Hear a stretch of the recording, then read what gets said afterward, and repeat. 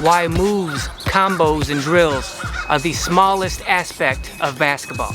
Welcome back to Streetball Strategies. No cracking under pressure, I'm testing the waters now. I may have too much pride to keep my head down. The rest is his story if I don't write my own now. Destiny awaits me and I got somewhere to go now. This video is going to be less of a how-to and more of a origin story of me and this channel and why it exists. And we're talking about why moves and combos for those moves and drilling those combos is only the smallest little piece and aspect of what makes basketball so great. So when I was a kid, first becoming obsessed with trying to learn everything I could about basketball so that I could become the best player I could out here on the court without aspirations of going pro or even college, because I knew that was beyond my capabilities. I just wanted to be able to become the best basketball player I could, and hopefully to be able to come out to any park at any time and compete with anybody and give anybody a run for their money. And keep in mind, this is the mid-90s, so it's way before the internet or social media, or even before like the And One mixtapes. This is way before streetball was thought of. It was before it was nationalized as being like a serious way to play basketball, even if you weren't getting paid or trying to go pro. And so when I was learning the fundamentals of the game, I focused on trying to master them the best I could. My plan being, if I could master a skill and do it well enough, then it would not be defendable by anybody if I mastered it to use it when and how it was necessary for me to be successful. But I also knew, I had the inclination that even if I mastered everything in terms of basic fundamental moves out here at the court, I still lacked the basketball talent and the athletic talent to really be able to compete out here the way I wanted to. And the only solution I knew as how to compensate for that was to learn everything I possibly could about the game of basketball. Everything. I knew I couldn't outplay a lot of people out here because of my lack of athletic and basketball talent. So if I couldn't outplay people in a physical sense, well then at least I could have more knowledge than they could. And knowledge is power. And I knew that. I knew the more I knew about the game, the more power I was going to be able to extract from that knowledge. So then it became my mission to find everything I could related to basketball, study it as hard as I could, understand as much of it as I could, and use that to supplement and build my game from there. I started with studying the dictionary and the encyclopedia, and then watching everything I could on TV that was related to basketball. Of course, I watched the games themselves, but to me it was like everybody's watching the game and everybody's gleaming the same information from the games. So what else on TV can I watch about basketball that maybe not other people were watching and not getting the same information that I would be getting? So not only did I watch the games, but I watched everything else that ever came on TV that had to do with basketball. Specifically stuff like, NBA inside stuff on, Saturday mornings, or whatever little featurettes they would have during NBA All-Star weekends about whatever, the coaches, the players, the teams, how they trained, what they ate, all of that kind of stuff, all the interviews. I read basketball magazines, basketball articles in magazines. I watched all of the basketball movies, VHS, DVDs that I could find that had anything to do with basketball. So we're talking like everything from Hoop Dreams to, He Got Game, to the Michael Jordan Come Fly With Me videos, everything and anything, documentaries, biographies, anything. But what I got the most information from was books, reading everything and anything that had to do with basketball. So instructive books, like how-to books, as well as biographies and memoirs, documentaries about basketball, anything. Because I notice patterns so easily and they stick out so much to me, and because then I feel like I have no choice but to have to study them. Something that I found in all of my years of all of this research, a pattern that stuck out to me was that when the source that I was studying was younger sources, so players, trainers, coaches, even like journalists that are covering the game all day, every day, the pattern I saw there was those younger sources usually talked about the moves of basketball, the drills of basketball, the X's and O's of basketball, pretty much how to play basketball, obviously. But the older sources, the legendary Hall of Fame players, coaches, like Pistol Pete Maravich, Jerry West, Moses Malone, Kareem, Wilt, or the legendary Hall of Fame successful coaches like Dean Smith, John Thompson, Pat Riley, Larry Brown, Phil Jackson. All the older sources would focus on the philosophy of basketball, the mentality, the perspective, the different perspectives of basketball. Pretty much how to think basketball as compared to how to play basketball. For those of you who saw my Why You Should Listen to Me About Fat Loss video, you would know that I grew up around senior citizens, and while most of that sucked, one of the major advantages was that I was able to abstract their experiences from them. They had a lot of earned wisdom that I was able to absorb as a little kid, and that is something that I've done throughout my whole life. So while I'm studying basketball, trying to learn it, that's also what I did with the legendary players and coaches that were older, who were focusing more on basketball philosophy and how to think basketball as opposed to how to play basketball. The way I look at it is, these coaches and players, they also know all of the X's and O's. They know all of the moves, the drills, the comp, they know all of that stuff.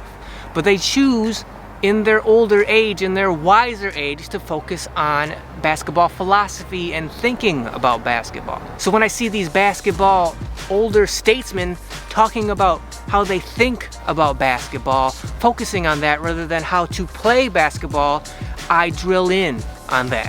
While moves and combos and drills are essential for you to become a good basketball player, to me, because they're so limited, or at least relatively limited, meaning like there's only so many variations you can do on a basketball move. There's only so many variations of a dribble or a shot or a pass that you can do. Sure, you can put all kinds of different combos together and that gives you a much bigger range of what you can do, but by themselves, there's only so many variations you can do on a basic basketball move. So then, to me, as a basketball kid, learning all this stuff, studying it, what I realized, or the thought I had, was that basketball moves and drills and combos, they're just the basketball tip of the iceberg, because there's only so much you can do. But in terms of how you think about basketball, that's everything else below the surface. Think about it like this, right? If I asked 100 subscribers of this channel to send me in videos of your free throw shooting routine, the videos we would receive in terms of their body mechanics and what they do and how they shoot, everything would be basically generally the same, because everybody generally shoots free throws exactly the same. Everybody shoots jumpers the same. Everybody plays defense the same. Everybody rebounds the same. Everybody does a chest pass the same way. We wouldn't get any videos of people like turning their back to the basket and throwing the ball over their head to shoot a free throw, at least not serious videos. But if instead, if I said, you know what, in fact, do this down in the comments. I know nobody's gonna watch this video because it's not about how to shoot like Steph or how to dribble like Kyrie, but look in the comments, comment about when I say basketball, when I say the word basketball, what do you think of? What does it mean to you? If I asked 100 subscribers of this channel to tell us what you think of when I say the word basketball, what does it mean to you, we would get 100 different answers in comparison to everybody doing the same free throw routine. And to me, in my opinion, my entire basketball career opinion, how to think basketball, how to philosophize basketball has always been so much more interesting to me than how to do this move or that move, or how to do this drill or that combo. Because anybody can try to shoot like Steph or dribble like Kyrie. We can all try to do those things, and when we do, we will all be basically doing physically the same stuff. But Steph's mindset, the way he thinks about shooting a three-pointer, is probably different than the way you do or I do, the way he mentally approaches it, emotionally approaches it. What's his perspective about it? It's probably different than yours. And that's fine, and that's amazing, and that's something that you should explore as a player. And you should be excited to explore it, excited to analyze even the smallest little details of your game. The more knowledge, the more information, the more data you have outside of how to do this move or that move, the more power you have to make your game out here be exactly what you want it to be. Again, of course, moves and drills and combos are all important. I think you definitely should learn them and use them and make them a part of your game in order to become a better player. Just don't stop there. Don't limit yourself to just learning how to do moves or drills or combos. Don't stop at going, I like how that player plays. He's rich and famous. He does those moves and those combos, so I need to learn how to do those moves and those combos too so that I can be like him. Sure, do that to a certain degree, but don't have their career be your career, especially on this channel, because this channel is for those of us who are less talented than even the average player out here on this court, at the park, let alone, you know, Kyrie or Giannis. You can be inspired by them, but don't try to be them by learning their moves and their combos so that their game can then become your game. And the more information and data you have like that, the more you can bring it into your game and expand your game and make your game better and more unique. One of the reasons I barely watch basketball anymore on any level is because everybody looks the same. Everybody does the same stuff. In fact, everybody has the same body type. The reason for that is because now, going through the high school system and the AAU system, everybody's goals are, I want to get to the NBA so I can get rich and famous. And so they develop a system where everybody's taught the same stuff, all the same moves, all the same combos. They drill everything the same, and then when they get on television, be it college or pro, everybody just has the same exact game. Everybody plays the same, everybody moves the same. To me, that's boring. I don't want to spend my time watching the same thing, the same moves, everything over and over again. Everybody just wants to go through that system as quick as they can to get rich and famous as quick as they can. They don't want to spend any time learning all these miscellaneous facts about the game. It's just how good of a step back can I do as quick as possible? How can I maximize my three-point range as quick as possible so I can get this scout's attention or that scout's attention? There's no time to study all this other stuff when all I really need to know is how to do this move and this combo. Because of that, it's all boring.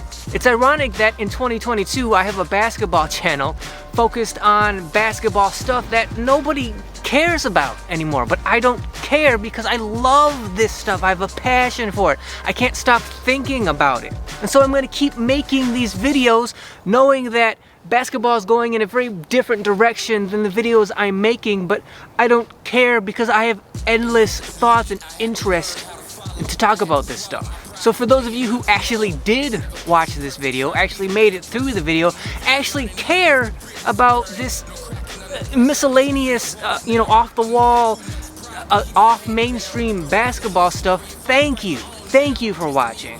If you actually do like this video, if it actually is going to help you, if you think it's going to assist you to become a better basketball player, then give me a thumbs up. But most of all, subscribe to the channel. Hit that subscribe button. That's the best thing you can do to support me so that I can keep making more videos like this. Also, like I said, like, share, hit that notification button, comment below, but hit that notification button so that you're notified when all of my videos come out. And until then, until next time, I will see you guys next week.